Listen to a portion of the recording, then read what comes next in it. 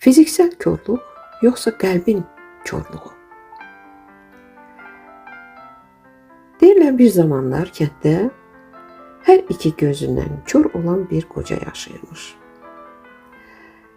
Bir gün gecə vaxtı qoca bulaqdan su gətirməyə gedir. Bir əlində su qabı, bir əlində də yanan lampa tutur.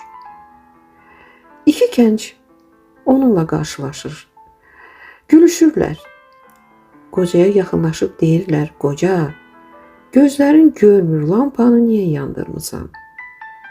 Qoca sakitcə deyir: "Ay bala, mən bu lampanı özüm üçün yandırmamışam. Sizin üçün yandırmışam. Qaranlıqda mənə dəyib su qabını sındırmayasınız deyə." Həyatda da belədir.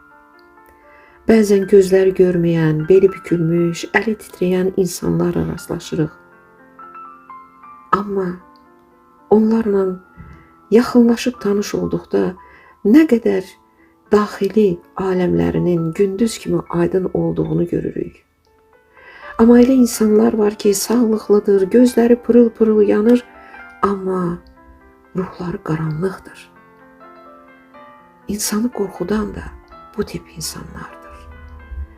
Çünkü bədənsəl körlük bir taledir, alın yazısıdır. Amma qəlb körlüğü diqqətsizlikdir, etinasızlıqdır, laqeydlikdir. Unutmamalıyıq. İnsanı insan edən göz deyil, qəlbdir.